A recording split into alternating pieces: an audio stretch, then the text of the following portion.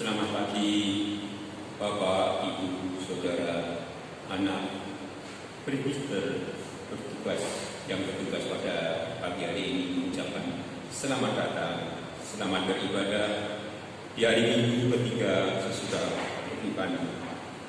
Kiranya ibadah yang kita lakukan saat ini berkenan di hadapan Tuhan dan kita diberkati olehnya. Ibadah hari ini akan dilayani oleh Pinatua Ayu Joko Pramu. Jemaat yang dikasihi Tuhan Yesus Kristus, marilah kita bangkit berdiri untuk menyambut firman Tuhan yang hadir di tengah-tengah persekutuan kita.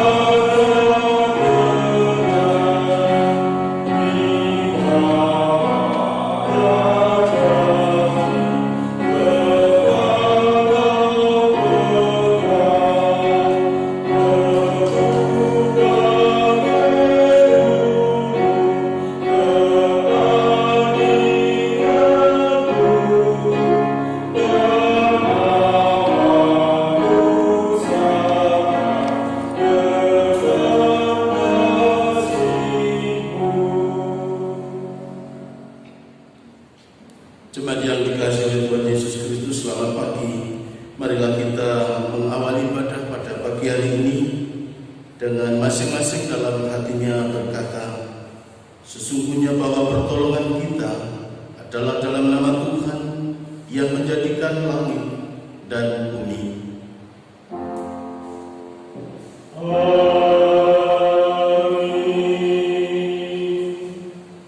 Bapak, Ibu, dan saudara-saudara, nats pembimbing kita pagi hari ini terambil dari Mazmur 135 ayatnya yang ke-6, yang demikian firman-Nya. Tuhan melakukan apa yang dikehendakinya di langit dan di bumi, di laut dan di segenap samudra raya. Terimalah salam, kiranya kasih karunia dan damai sejahtera dari Allah Bapa dan dari Kristus Yesus, Juru Selamat kita, menyertai kamu. Alleluia.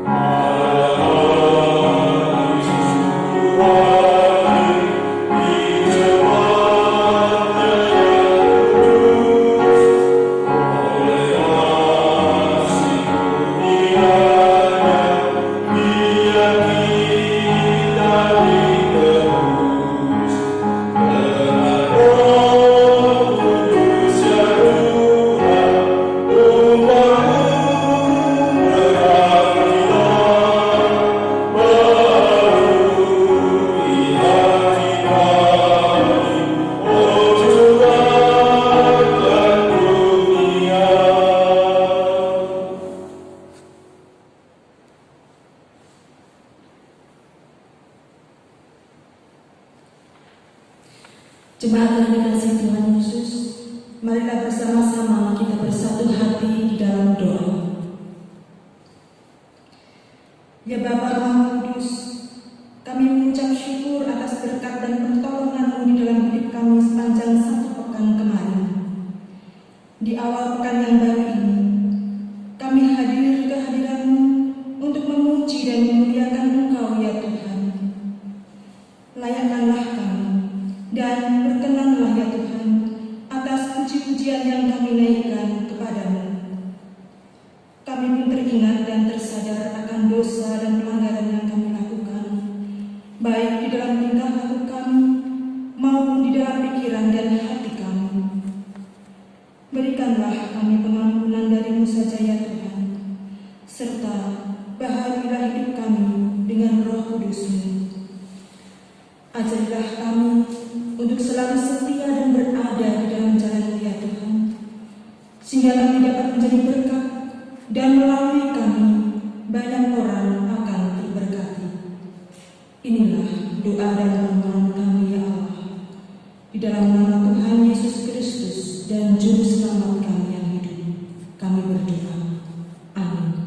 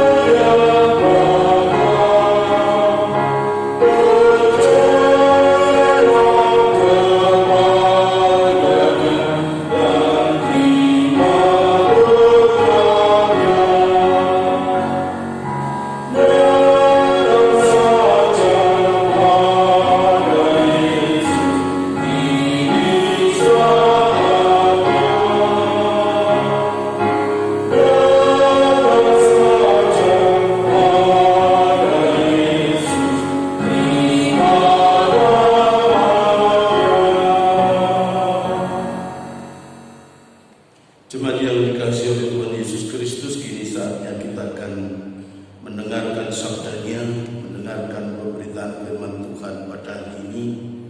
Pada hari ini kita akan berdoa terlebih dahulu sebelum kita membaca dan merenungkan firman Tuhan. Mari saudara-saudara, kita bersama-sama berdoa, memohon pimpinan dan penyertaan dari Roh Kudus. Mari kita berdoa. Ya Tuhan, datanglah ke dalam ibadah kami pada pagi hari ini.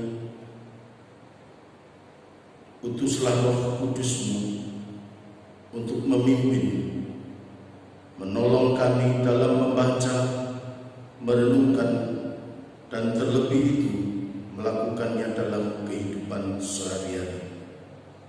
Sucikan kami agar kami disiapkan oleh Tuhan, berkenan menerima firman-Mu Tuhan untuk kehidupan kami sehari-hari.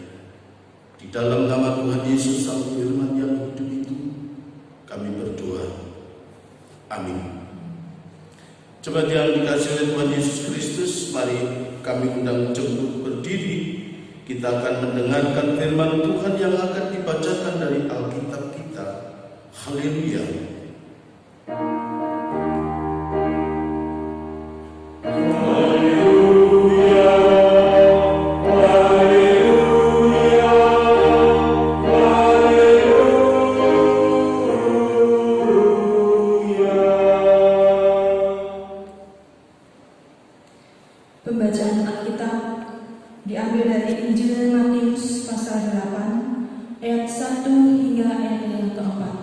yang menyatakan demikian. Yesus menyembuhkan seorang yang sakit kusta. Setelah Yesus turun dari bukit, orang banyak berbondong-bondong mengikuti dia. Maka datanglah seorang yang sakit kusta kepadanya, lalu sujud menyembah dia dan berkata, "Tuan, jika Tuan mau, Tuhan dapat mentahirkan aku." Lalu Yesus mengulurkan tangannya, menjamah orang itu dan berkata, "Aku mau, jadilah engkau tahir." Seketika itu juga tahirlah orang itu daripada kustanya. Lalu Yesus berkata kepadanya, "Ingatlah, jangan engkau memberitahukan hal ini kepada siapapun, tetapi pergilah, perlihatkanlah dirimu kepada imam, dan persembahkanlah persembahan yang diperintahkan Musa sebagai bukti bagi mereka." Demikianlah pembacaan Alkitab. Hendaklah firman Tuhan dengan segala kekayaannya diam di dalam hatimu, dan ucapkanlah syukur kepada Allah.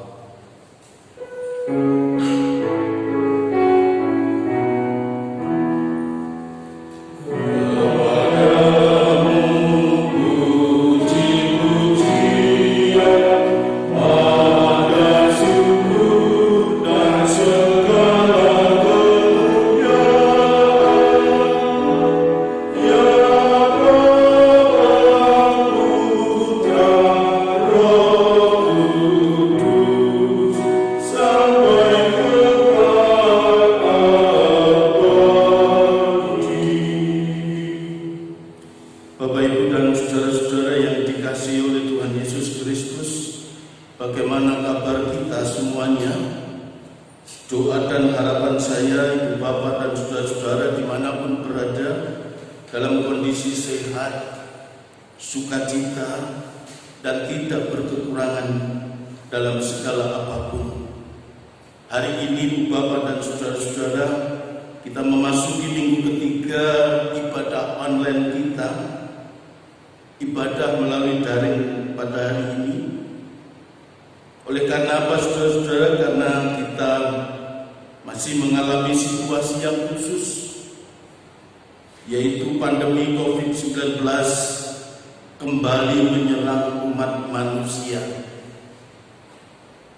Pada kondisi yang khusus ini memang sungguh tidak menyenangkan bagi semua orang, terutama bagi si penderita COVID-19. Para penderita mendapat perlakuan yang khusus. Ia sementara waktu tidak boleh bergaul bebas dengan orang lain, dan sebagian orang yang OTG ia harus isolasi mandiri, baik di rumah mereka masing-masing atau sebagian ada yang di rumah sakit.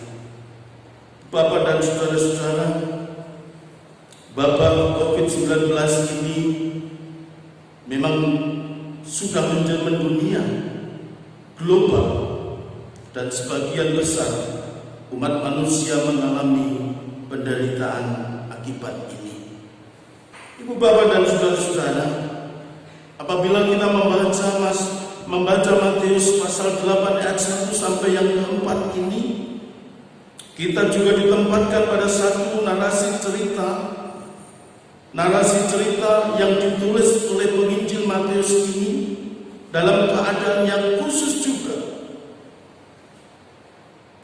Saya katakan khusus karena apa? Karena kalau kita lihat dilihat dari isinya, hari ini khusus menyambut orang kusta. Dan dilihat dari narasi yang ditulis oleh penginjil Matius secara naratif, peristiwa ini terjadi setelah Yesus menyampaikan khotbah di bukit yang diceritakan oleh Matius pasal 5 sampai yang ke-7. yang dapat kita lihat pada ayatnya yang pertama. Ayat yang pertama itu menjadi sebuah penyambung, menjadi sebuah jeda antara peristiwa pengajaran Yesus di bukit dan antara apa yang Tuhan Yesus lakukan hari ini, yaitu menyembuhkan orang yang sakit kusta. Ayat 1 berkata demikian, setelah Yesus turun dari bukit, orang banyak berbondong-bondong mengikuti dia.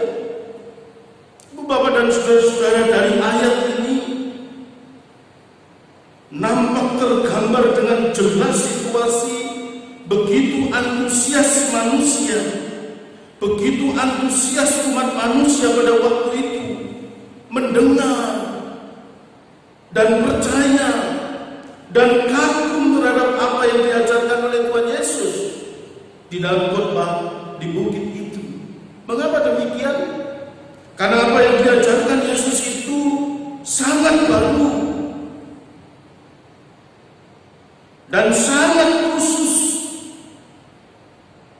Maksudnya adalah berbeda dengan pengajaran-pengajaran yang sudah atau telah diajarkan oleh ulama-ulama Yahudi pada waktu itu.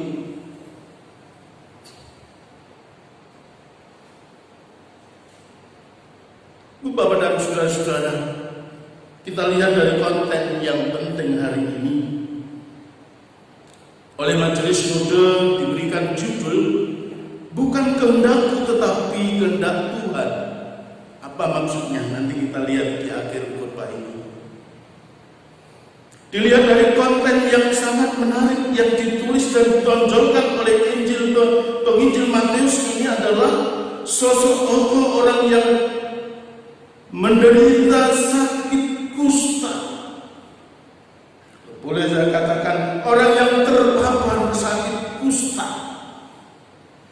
Bapak dan saudara-saudara, catatan khusus sakit kusta itu atau yang disebut adalah lepra ini disebabkan oleh karena bakteri Mycobacterium leprae. Bakteri ini Bapak dan saudara-saudara dapat menular dari satu orang ke orang yang lain melalui apa itu Bapak? Melalui cairan dari saluran pernapasan atau yang sering kita dengar dengan istilah droplet, yaitu bisa ludah, darah yang keluar dari saat batuk atau bersin. Dan kusta ini saudara-saudara, catatan penting dalam perjanjian lama tentang penyakit kusta tertulis di dalam Imamat pasalnya yang ke-13 ayat 1 sampai 59. Di sana kita akan dapat membaca bagaimana sikap dan perlakuan orang-orang zaman itu terhadap orang yang sakit kusta. Kita hari ini tidak membahas seperti itu secara detail, tidak. Namun hari ini Bapak dan saudara-saudara, kita mau belajar, kita mau mengerti tentang apa? Tentang apa yang dialami oleh orang yang terpapar sakit kusta. Dan yang kedua adalah bagaimana sikap penderita kusta itu sendiri. Saya ulangi, ada dua hal penting dalam bacaan ini yang kita pelajari dari sosok, yaitu orang yang terpapar sakit kusta. Apa yang dialami dan bagaimana sikap si penderita kusta ketika ia mengalami penderitaan itu. Bapak dan saudara-saudara yang dikasihi oleh Tuhan Yesus Kristus, catatan penting yang dapat saya sampaikan tentang penderita sakit kusta itu minimal ibu bapak bisa menambahkan yang lainnya. Minimal mereka mengalami 3 hal penderitaan yang begitu amat berat pada waktu itu, pada zaman itu. Tentu akan sangat berbeda orang yang terpapar sakit kusta pada zaman ini. Oh beda. Kalau zaman kini lepra atau kusta sudah ada obatnya. Pada zaman dulu belum. Ada 3 hal yang dialami oleh si penderita terpapar kusta pada zaman itu satu, yaitu penderitaan fisik. Ibu bapak dan saudara-saudara, apa? Penderitaan secara fisik. Penderitaan fisik ini, ibu bapak dan saudara-saudara, akan berdampak luas. Penderitaan fisik ini, ibu bapak dan saudara-saudara, kalau penyakit ini lama-lama dan tidak sembuh-sembuh, ia akan menimbulkan banyak perkara dalam kehidupannya. Secara fisik, tampilan orang yang terpapar kusta sangat menjijikkan pada waktu itu. Ibu bapak dan saudara-saudara, secara anatomis, maka secara fisik itu, anatomis fisik itu, kulitnya makin lama makin dimakan oleh bakteri itu. Kalau kena jari, maka jarinya bisa putus. Dan menurut catatan kedokteran, saraf yang akan kena adalah menyerang kornea mata dan akan menjadi buta. Dan catatan penting di dalam penyakit secara fisik itu, ia akan menimbulkan yang berdampak serius pada complicated, berujung pada kematian. Itulah yang dialami secara fisik. Yang kedua, ibu bapak dan saudara-saudara, penderitaan secara mental. Pada penderitaan yang dialami oleh penderita kusta itu secara mental. Pada zaman itu penyakit kusta sudah divonis tidak mungkin sembuh karena belum ada obatnya. Dan penyakit kusta beda dengan COVID-19. COVID-19 itu tahu-tahu terpapar, ada yang begitu mati, tetapi lepra tidak begitu. Kusta tidak begitu. Kusta itu terjadinya mematikan kepada manusia itu secara pelan-pelan. Kena jari merotoli satu, kena kaki bisa protol satu persatu. Ibu bapak dapat membayangkan bagaimana beratnya. Dan secara mental, ibu bapak dan saudara-saudara, kondisi ini akan sangat berdampak pada kejiwaan. Orang yang sakit lama tidak sembuh, dia akan mengalami semacam keputusasaan, malu, perasaan malu berbeban, dia menjadi beban bagi sesamanya. Dan apalagi sudah nyangkut sampai pada kejiwaan, perasaan tidak berguna. Buat apa saya hidup?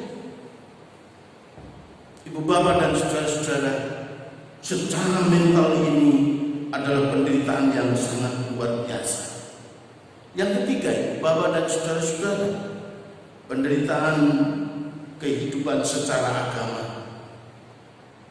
Orang ahli Taurat dan ulama-ulama Yahudi pada zamannya itu, kalau kita baca ke Imamat 13 ayat 1 sampai 59, maka dapat dikatakan bahwa kelompok pemimpin agama kehidupan secara spiritual pada waktu itu menjustis orang yang sakit kusta itu adalah orang yang terkutuk oleh karena dosanya.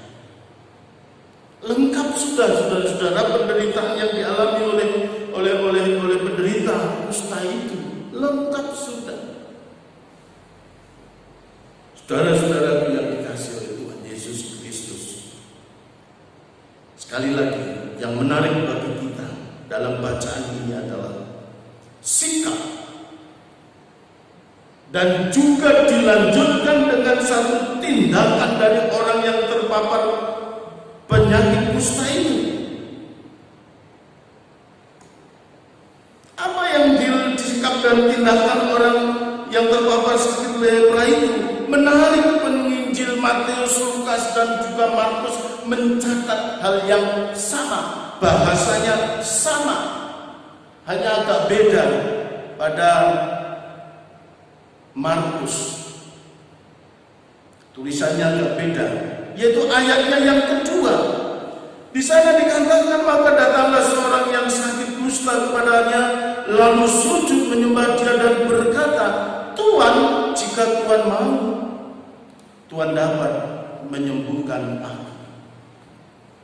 Secara bersama-sama ketika penginjil menuliskan yang sama.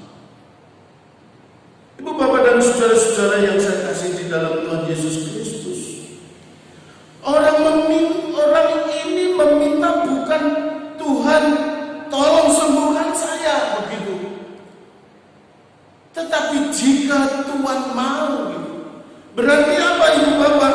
Orang yang memohon itu atau orang yang berpenyakit kusta itu, dia dengan rendah hati dan dia percaya bahwa hanya Yesus jawabannya yang bisa mengentaskan semua penderitaannya itu. Tidak ada orang lain. Itu yang catatan saya. Ibu, bapak, dan saudara-saudara, saya ulangi sekali lagi. Sikap yang dilakukan oleh orang yang berpenyakit kusta itu rendah hati dan percaya bahwa Yesus itu hanya satu-satunya jawaban dalam hidupnya. Beban yang berat itu ia bawa kepada Yesus. Bapak dan saudara-saudara, itulah yang dilakukan oleh orang yang terbeban berat, yaitu orang yang berpenyakit kusta. Dalam narasi selanjutnya diceritakan bahwa Yesus merespon secara positif. Yesus melihat keprihatinan si kusta itu dengan sungguh-sungguh dan Yesus jatuh hati kepada dia. Dan Yesus secara langsung menyatakan diri. Di situ dikatakan, aku mau.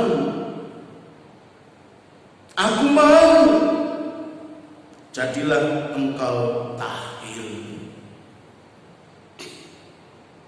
Jadilah engkau tahir. Aku mau.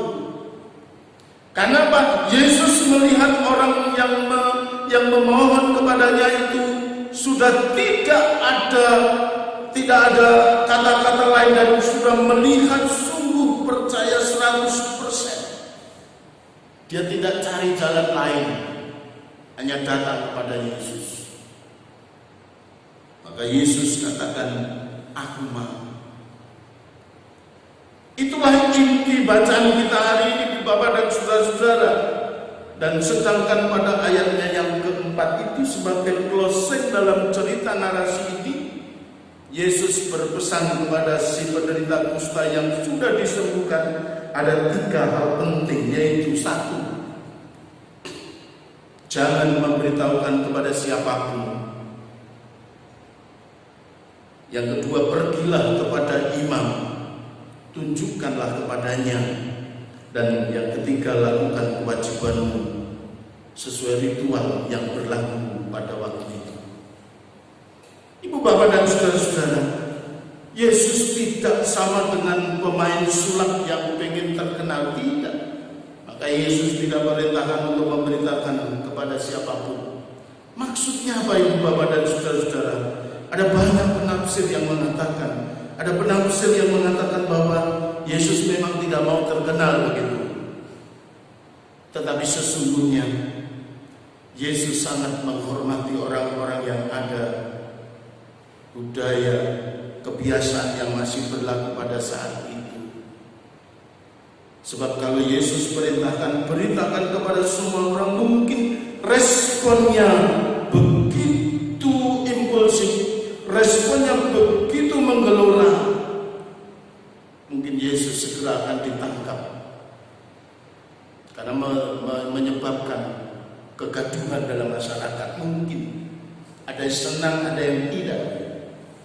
Tetapi mungkin juga tafsiran orang-orang sekitar, pada tafsiran orang-orang tertentu adalah kalau Yesus itu diberitakan maka akan menggugah secara politik orang-orang Israel, kelompok-kelompok orang Israel pada waktu itu yang menentang penjajahan Romawi. Dia menafsirkan, wah, ini raja kami, dia pemimpin kami, dia akan yang menjadi harapan kami untuk untuk membebaskan secara politik dimanfaatkan oleh kelompok-kelompok orang Yahudi pada waktu itu berjuang secara underground untuk membebaskan penjajahan dari kekaisaran Romawi pada waktu itu, terutama kaum Selak pada waktu itu. Bapak dan saudara-saudara, maka jangan diberitakan kepada siapapun pesannya. Yang kedua, ibu bapak dan saudara-saudara, perintah penting kepada orang kusta itu, tunjukkanlah kepada para imam. Untuk apa? Supaya mereka melihat sendiri pekerjaan Tuhan, bukan dari orang lain tetapi dari pelaku, dari orang yang terpapar. Saya yakin ibu bapak yang penyakit kusta itu sudah diketahui masyarakat pada waktu itu. Dan yang ketiga adalah lakukan secara individual kewajiban-kewajiban apa yang ditentukan pada waktu itu. Ibu bapak dan saudara-saudara jemaat yang dikasihi oleh Tuhan Yesus Kristus, memang hari ini kita tidak terpapar sakit kusta, ibu bapak.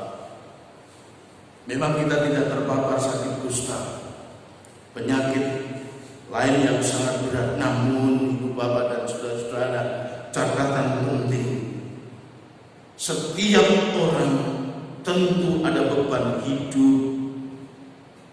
Saya ulangi, kita tidak terpapar oleh sakit kusta, tetapi hari ini saudara-saudara, hari ini, saat ini, situasi sekarang yang ada, kita sedang terbeban hidup yang sungguh sangat berat. Mensikapi situasi-situasi yang terjadi pada hari ini dengan penyakit pandemi COVID yang sekarang merajalela, sampai kapan itu akan berakhir?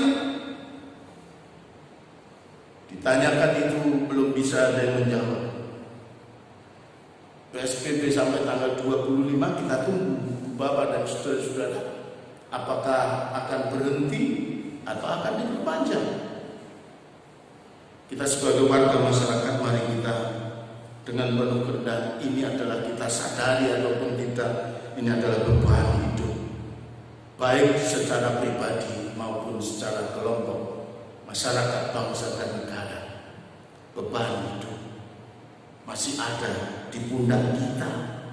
Tugas kita untuk menyehatkan diri kita dan membuat sehat orang lain itu sekarang ini menjadi beban kita. Belum lagi beban-beban yang tersembunyi, yang tidak ada orang lain yang mengetahuinya, yang tahu hanya diri sendiri dengan Tuhan. Oleh karena itu, Bapak Ibu dan saudara-saudara, bacaan ini tetap relevan bagi kita untuk kita renungkan. Apakah kita memiliki sikap yang rendah hati dan kita mempunyai iman yang 100% seperti orang yang terpapar sakit kusta dan disembuhkan Yesus itu? Mungkin ini menjadi pertanyaan pribadi. Tuhan sembuhkan aku, memaksa Tuhan? Tidak boleh. Si kusta itu begitu menghargai kedaulatan Tuhan sehingga ia berkata apa? Tuhan, jika Tuhan mau. Ini artinya ibu bapak dan saudara-saudara, syarat mutlak untuk bisa menanggung beban hidup kita, dan kita percaya bahwa beban hidup itu dapat kita panggil secara pribadi dan bersama hanya di dalam Yesus Kristus. Di luar itu tidak ada harapan dan berkat bagi kita. Itu yang mau saya katakan dalam ibadah pemberitaan firman Tuhan hari ini. Oleh sebab itu, orang yang hari ini kita mendengarkan sabdanya, maka tafsiran daripada judul yang diberikan kepada sinode, orang yang percaya kepada Tuhan, dia akan sanggup selalu berkata dalam kehidupannya, bukan kehendak Tuhan, tetapi kehendak-Mu yang terjadi. Amin. Bapak dan saudara-saudara yang dikasihi oleh Tuhan Yesus Kristus, marilah kita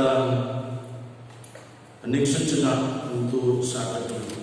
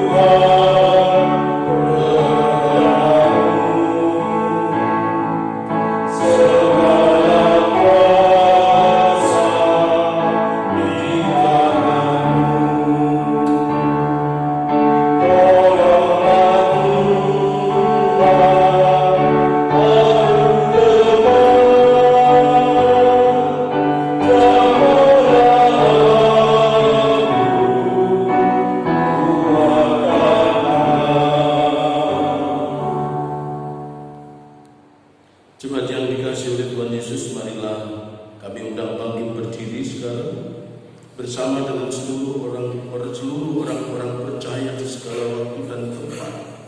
Kita akan mengaku iman kita menurut pengakuan iman rasuli. Biarlah dalam hati dan mulut kita masing-masing mengaku demikian. Aku percaya kepada Allah Bapa yang Maha Kuasa, Khalik langit dan bumi, dan kepada Yesus Kristus anaknya yang tunggal Tuhan kita, yang dikandung daripada Roh Kudus, lahir dari anak darah Maria, yang menderita di bawah pemerintahan Pontius Pilatus, disalibkan, mati dan dikuburkan, turun ke dalam kerajaan maut. Pada hari yang ketiga, bangkit pula dari antara orang mati, naik ke surga, duduk sebelah kanan Allah Bapa yang Maha Kuasa, dan akan datang dari sana untuk menghakimi orang yang hidup dan yang mati. Aku percaya kepada Roh Kudus, gereja yang kudus dan am, persekutuan orang kudus, pengampunan dosa, kebangkitan daging, dan hidup yang kekal. Silakan duduk kembali, saudara-saudara. Kini saatnya kita menaikkan doa syafaat kita pada pagi hari ini. Mari kita bersama-sama menaikkan doa syafaat.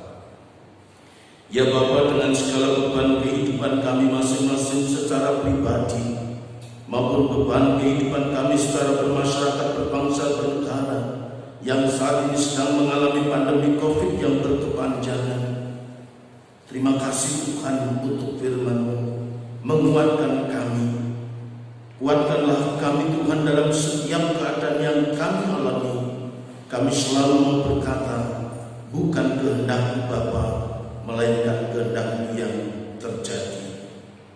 Ya Tuhan, pada pagi hari ini di dalam doa syafaat ini, kami secara berjemaah hendak mendoakan bagi gereja-Mu dimanapun berada.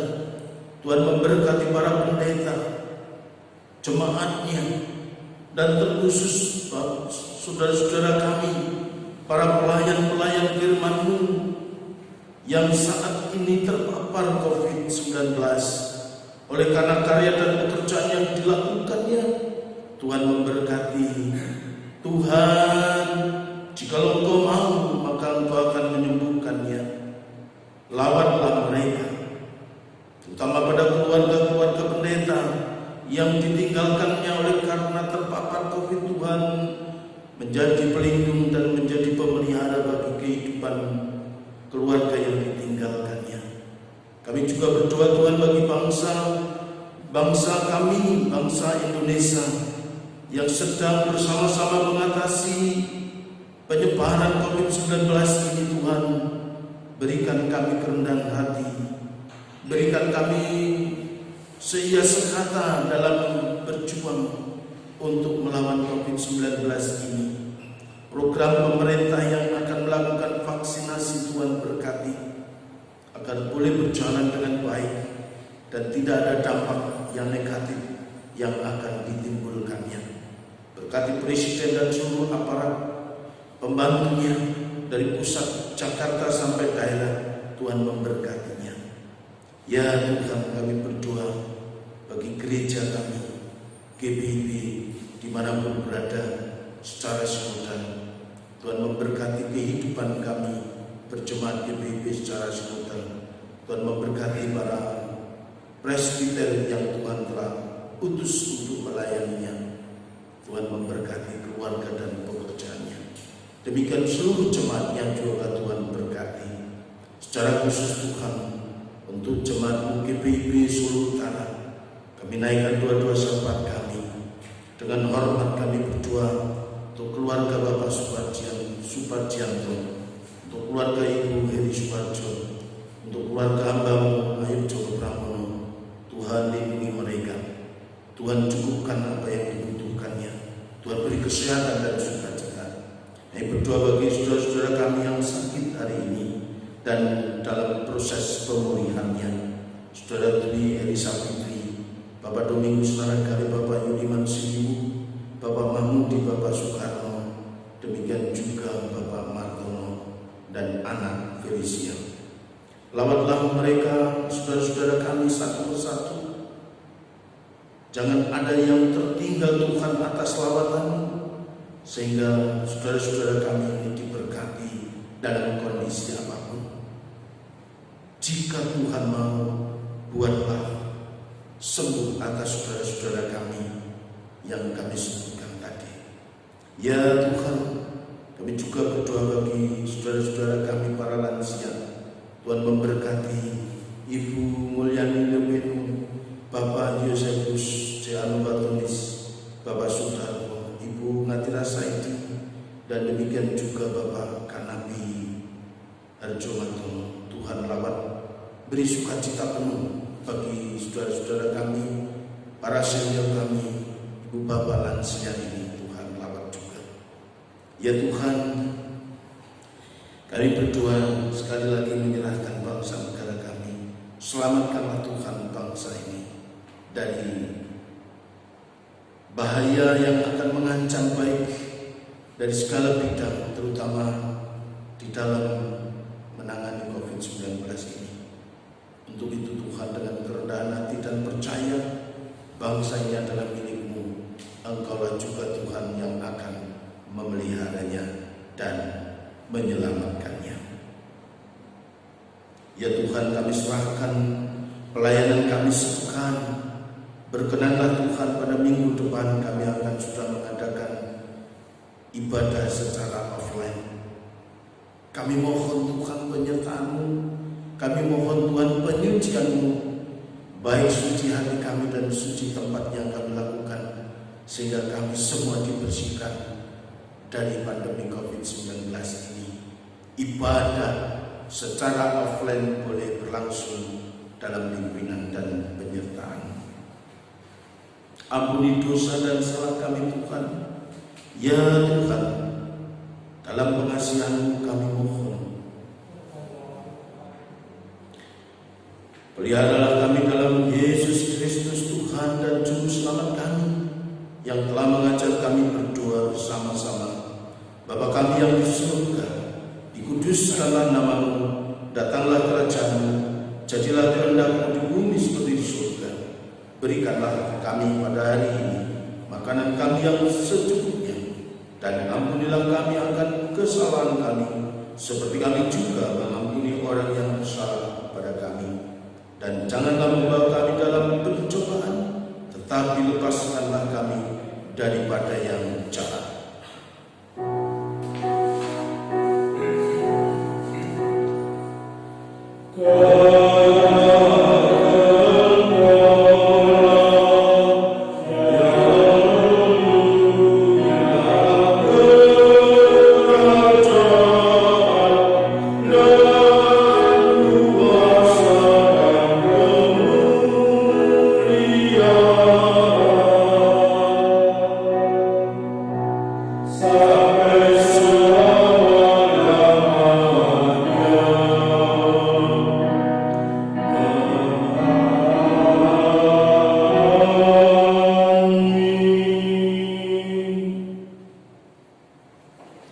Jemaat yang dikasihi Tuhan, marilah kita bersyukur kepada Tuhan dengan memberikan persembahan. Dengarlah nas Alkitab dalam kitab 2 Korintus pasal 8 ayat 12 yang menyatakan, sebab jika kamu rela untuk memberi, maka pemberianmu akan diterima. Kalau pemberianmu itu berdasarkan apa yang ada padamu, bukan berdasarkan apa yang tidak ada padamu. Tuhan memberkati saudara dan persembahan saudara.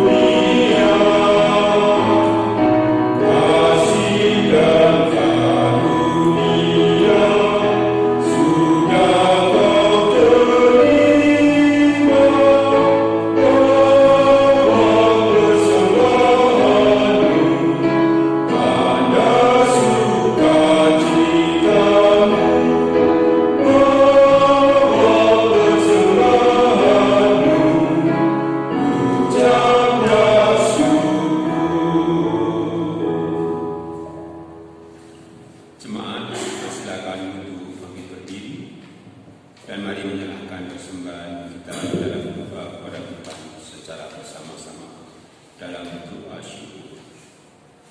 Ya Tuhan, terimalah persembahan syukur kami, yaitu jemaat yang telah Engkau selamatkan. Jadikanlah persembahan syukur kami sebagai berkat bagi sesama dan bagi pembangunan tubuh Kristus. Amin.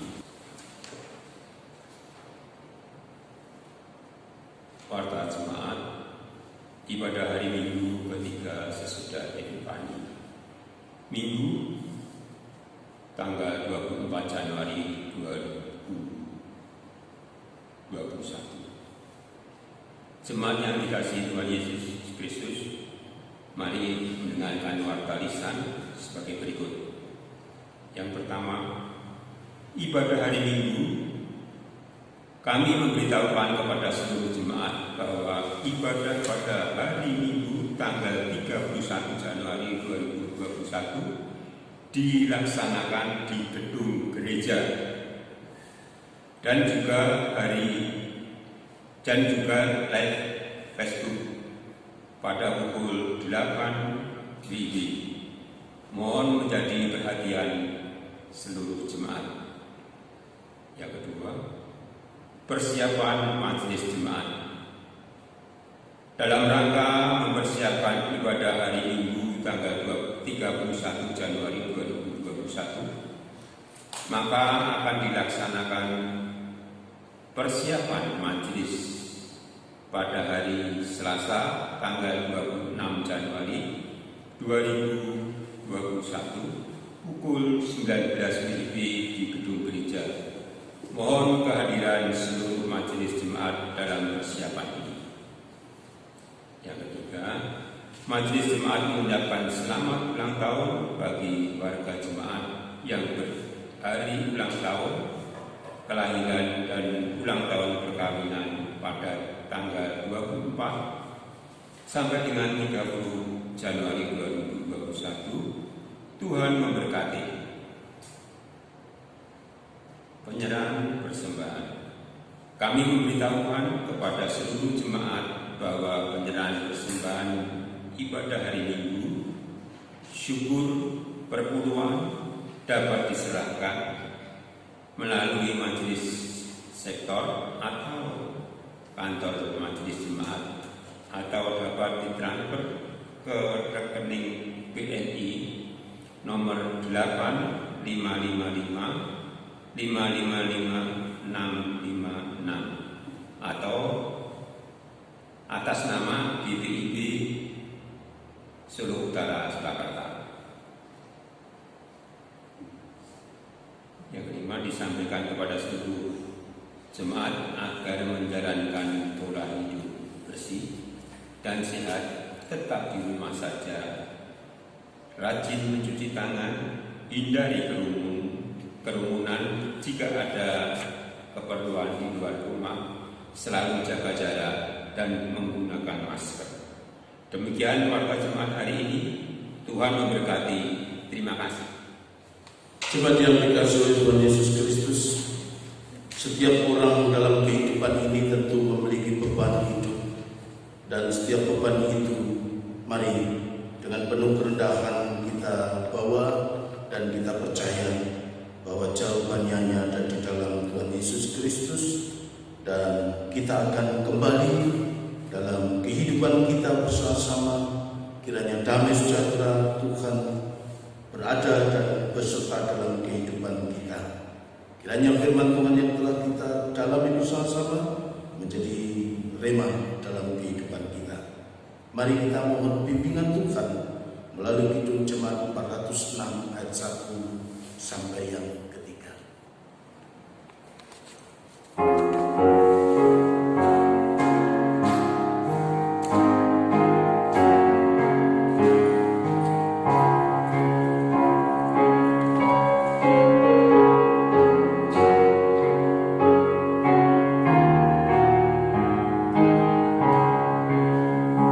Ya Tuhan, bimbing aku, hijau.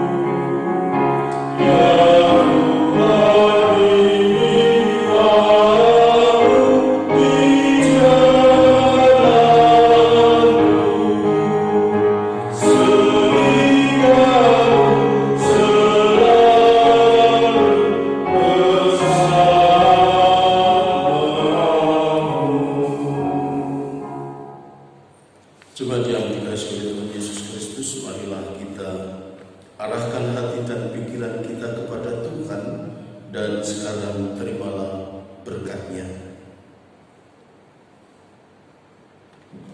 Tuhan memberkati engkau dan melindungi engkau. Tuhan menyinari engkau dengan wajah-Nya dan memberi engkau kasih karunia. Tuhan menghadapkan wajah-Nya kepadamu dan memberi engkau damai sejahtera.